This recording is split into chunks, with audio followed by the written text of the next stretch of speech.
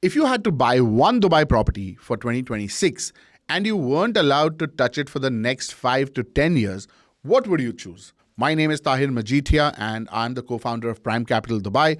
This is what we do all day, every day. We help global investors place serious capital into Dubai's real estate market with a plan and not a pitch. Between our team's 20 plus years experience in the market and decades of second generation experience, we've seen what holds up after handover and what turns into dead stock the moment a building fills up with identical units. And this matters because the wrong premium buy in 2026 doesn't just underperform. It traps your cash in a property that's hard to rent properly, hard to exit, and expensive to hold once the real costs kick in. So in this video, I'm going to show you the number one type of property I would buy in 2026 and where to find the best deals on these properties. But before we get into the specific property type that I believe will outperform everything else in 2026, I want to address the single biggest misconception that trips up even experienced investors when they start looking at Dubai. Because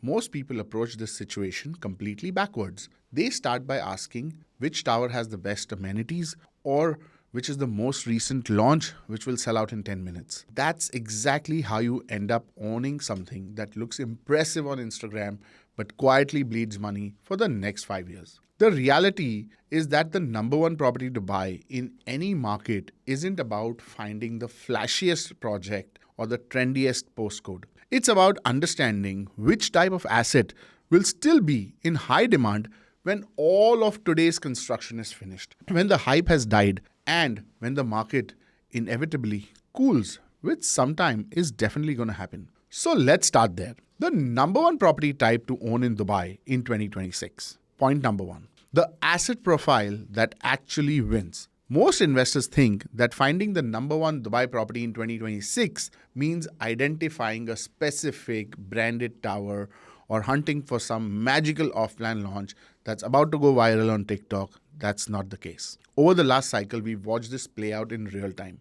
Multiple highly marketed towers launched with massive fanfare. They resold off-plan 2 times or 3 times before even someone moved in. And then handover happened and suddenly there were hundreds of identical units hitting the rental market at the same time in the same building, often managed by same landlords, all competing with each other. Rents stagnated, service charges ate into yields, and when those early investors tried to exit, they found themselves competing with 40 other sellers in the exact same tower. Meanwhile, something completely different was happening in other outer zones.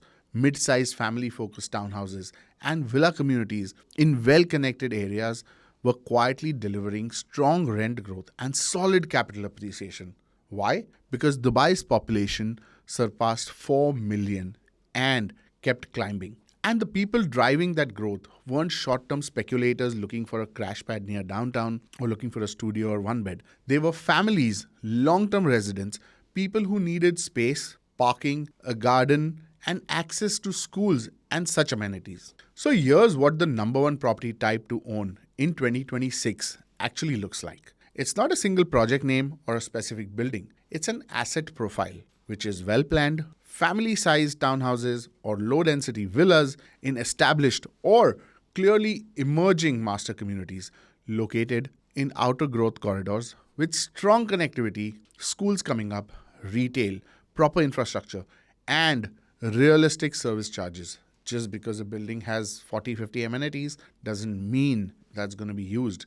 You need more realistic amenities around you, which you will use on a day-to-day basis. These assets benefit from 4 structural advantages that most apartments and luxury penthouses simply don't have. First, they benefit from genuine population growth and end-user demand, not just investor sentiment. Second, they have far less like-for-like competition compared to thousands of small apartments being delivered across the city. Studios, one beds in today's market is a strict no unless that's your only budget. Thirdly, they attract stickier tenants. What I mean, families who move into a villa community with their kids enrolled in a school nearby aren't moving out after 6 months or a year. They renew, they are long-term tenants. They look after the property, they build a community. And fourth, these properties are far more resilient if investor sentiment cools off or if financing conditions tighten, because the demand isn't just speculative, it's structural.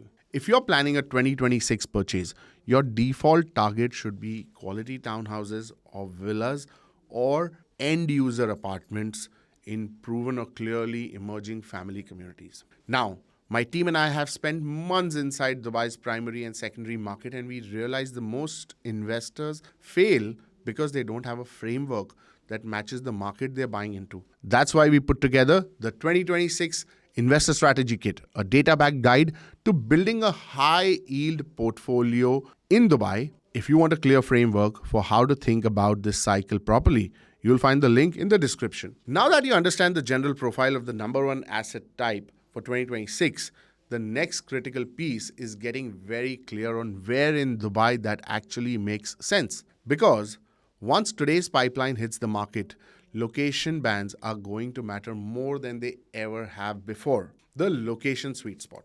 Most buyers still think in outdated binaries. They think central versus far away or downtown versus suburbs. They assume that being as close as possible to the Burj Khalifa automatically equals a better investment, and they completely underestimate how much Dubai's new infrastructure, highway expansions, and upcoming metro stations are shifting where families actually want to live. One thing I would like to tell you guys, if you're buying a property today in Dubai, don't look at a studio or a one bed. The clientele of Dubai has completely changed. People who come and want to rent your properties or even buy your properties are more end users, more families. So look at bigger units which will actually appeal to end users. Think of it in this way, that if you were to actually live in that property, would you choose that and then take a proper decision? This is what we are doing with all our clients. Now, here's what actually is happening on the ground. Over the last few years, areas that used to be dismissed as too far out have rapidly become mainstream because communities were handed over, schools opened up, shopping malls opened up. Journey times to major business districts turned out to be completely manageable. At the same time, some ultra-central high-service charge towers in the most established zones saw their yields compress as more and more identical stock was delivered just within a few square kilometers. Investors who bought into the right emerging outer corridor in many cases outperformed investors who paid a premium to be just 5 minutes away from a landmark. Now, this is not applicable to all developments, and let me be very clear on that. Yes, even today there are some prime areas which have some amazing properties coming up, but they are at a totally different price point now. So in 2026, the sweet spot for the number one property type isn't in the absolute center, and it's definitely not in some completely speculative desert location with nothing around it. It's in the corridor communities that tick three specific boxes. First, they are within a realistic, manageable commute of the main business districts, not necessarily 10 minutes, but not 2 hours in traffic either. Secondly, they either already have or are clearly getting the infrastructure that families actually need. Schools, retail, healthcare, nurseries, parks, community centers.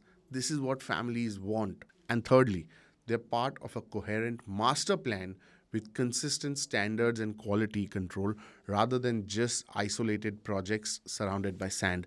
A master community is a must. When you're shortlisting communities for 2026, map every potential option against three questions. Number one, how long is the drive in real traffic during peak hours to the major business districts or hubs where people would actually go and work? Number two, how many schools and daily life amenities within a 10-15 minute radius by the time you're actually owning and renting this property in 2026. This is again very important. Don't go by the fancy amenities given in one building. Look for real amenities which someone would actually use. And number three, is this area part of an integrated master plan with a single developer or authority maintaining consistent standards, or it's just a collection of one-off building with no coherent vision? Now, let me make this clear. You can understand which property type works in 2026, but you'll still need to translate that understanding into a specific defensible decision with the right structure, the right entry point, and the right risk controls for your situation. That's why we offer a strategy call. We look at your budget, passport, timeline, and objectives, then build a clear plan tailored to you. If you want to move from understanding to execution, you can book a call using the link below. Now, even inside the right category, some developments are going to be quietly underpriced relative to the value they'll deliver once they are complete and fully stabilized.